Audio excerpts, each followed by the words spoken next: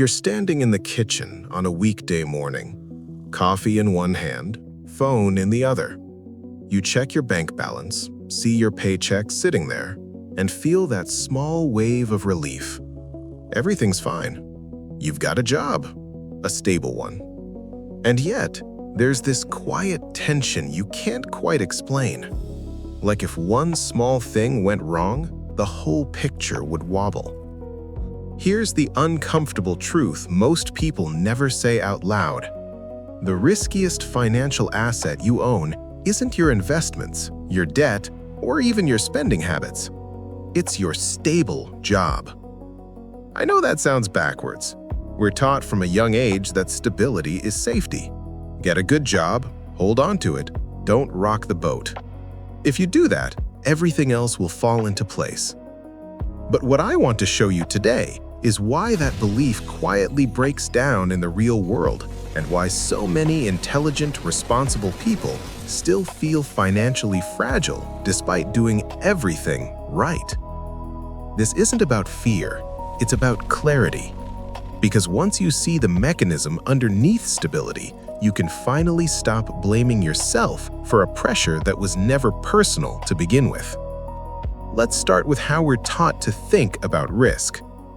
When most people hear the word risky, they picture chaos, stock markets crashing, crypto collapsing overnight, businesses failing. Risk is movement, volatility, uncertainty.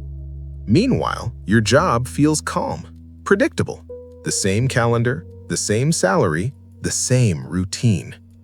That calmness gets labeled as safety without ever being questioned. But real risk isn't about how calm something looks day to day. It's about what happens when it stops working. If your investments drop 20%, your lifestyle might sting, but it usually survives. If your job drops to zero, your entire life switches modes instantly. That's the difference. A stable job isn't diversified, it's concentrated. Think about your income the way an investor would think about a portfolio. If someone told you they had 100% of their money invested in one company, in one industry, in one country, with one management team, you'd probably raise an eyebrow. That's not conservative, that's exposure. But when that same setup is called a career, we praise it, we reward it, we build entire lives around it. That's not because it's safer, it's because it's familiar. Here's where things get uncomfortable. The more secure your job feels, the more invisible risk you're usually carrying. Let's run a simple example. Say you earn $80,000 a year. On paper, that's solid, comfortable, you're doing fine. But in reality, you're not earning $80,000. You're earning about $6,700 a month. Miss 1 month, and you feel stressed. Miss 2, and you start rearranging payments. Miss 3, and you're dipping into savings. Miss 6, and you're negotiating with credit cards and telling yourself this is temporary. That's not stability. That's a tightrope with good branding.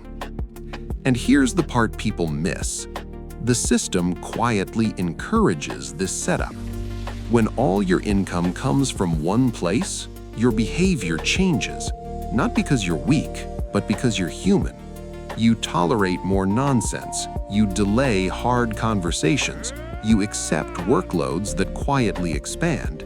You don't negotiate aggressively, you don't walk away when something feels off. Not because you don't see the problem, but because you can't afford the gap.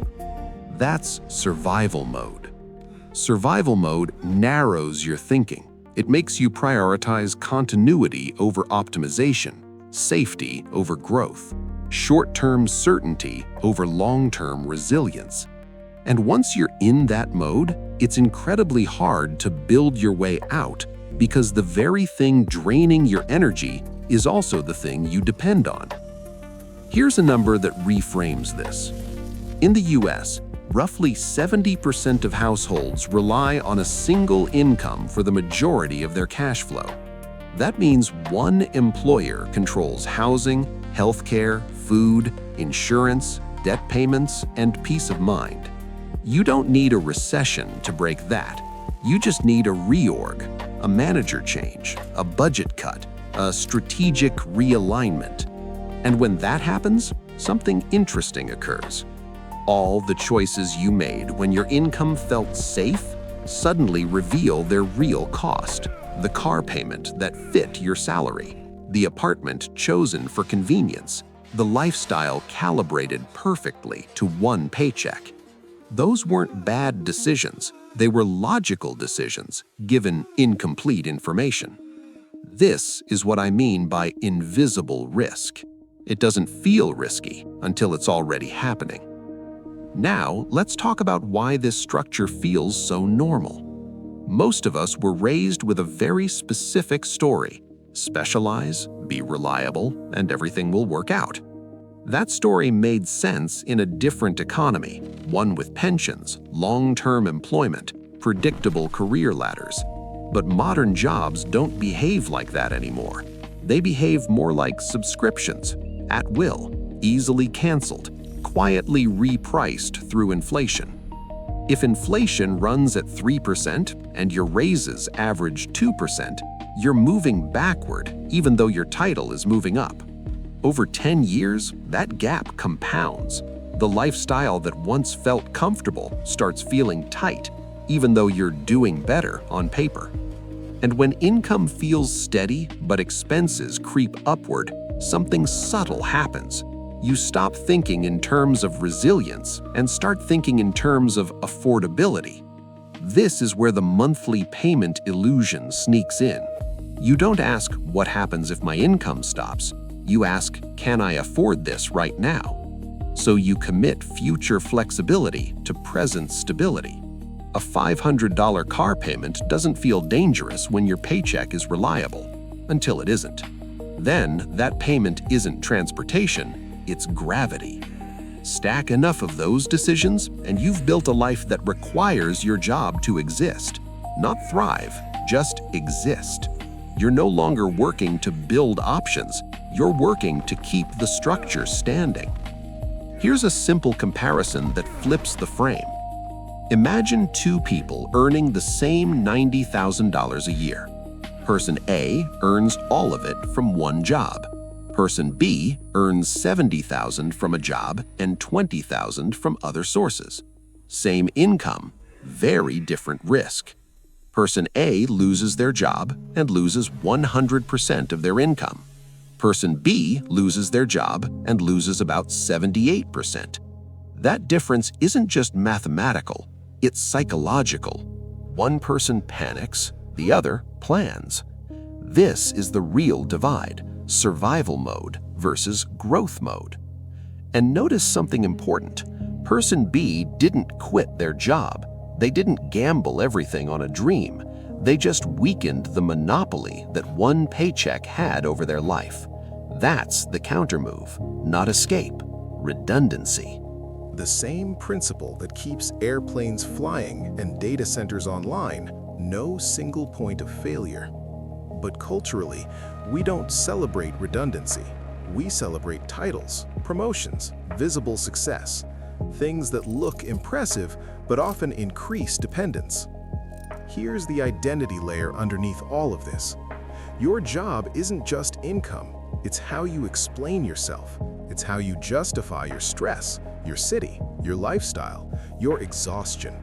So questioning your job doesn't feel financial, it feels personal. That's why people defend careers that drain them. It's not loyalty, it's identity protection. But identity-based income is fragile. When your sense of self is tied to one role, one employer, one ladder, any disruption feels existential. That's how people stay stuck longer than they intended, telling themselves it's not the right time, year after year. Now let's add some grounding math. If you save $400 a month from one paycheck, that's $4,800 a year. Helpful, but slow. If you generate $400 a month from a second source, you've done something more powerful than saving. You've reduced dependency. If your monthly expenses are $4,000 and that extra income covers $400, your job no longer controls 100% of your survival. It controls 90%. That shift changes everything. How you negotiate, how you tolerate risk, how you sleep. And no, this doesn't mean everyone needs a side hustle empire. This isn't hustle culture. This is margin culture. Margin is what lets you think clearly. Margin is what lets you say no. Margin is what turns emergencies into inconveniences. Here's another number that matters more than net worth early on. The average job search takes 3 to 6 months. If your savings cover 3 months, you're not secure, you're racing the clock. At 6 months, you're negotiating. At 12, you're choosing. The difference isn't discipline, it's buffer. This is why stable jobs feel safe, but behave like high-risk assets. They concentrate income, encourage fixed costs, delay redundancy, reward compliance over resilience. The solution isn't dramatic, it's boring. You don't need to replace your job, you need to weaken its control. One additional income stream, one skill that doesn't require permission, one buffer that buys time. It might be freelance work that brings in $300 a month, dividends that cover one bill, a skill that makes you employable in more than one industry. None of this is glamorous, all of it changes the math. Because the moment your job becomes optional, even slightly, your behavior shifts. You negotiate differently. You spot bad deals faster. You stop clinging to things that no longer serve you. Not because you became fearless, but because you became less fragile. And that's the real turning point. The goal was never to escape work. It was to escape dependency. To stop pretending that concentration is conservative just because it feels familiar. To stop calling a single paycheck security in a world that changes faster than ever. So, here's the simple rule to remember. If one thing failing can break your life, that thing is risky, no matter how calm it looks. Reduce single points of failure. Build boring redundancy. Choose freedom over appearances. The math is clear. That's the trap.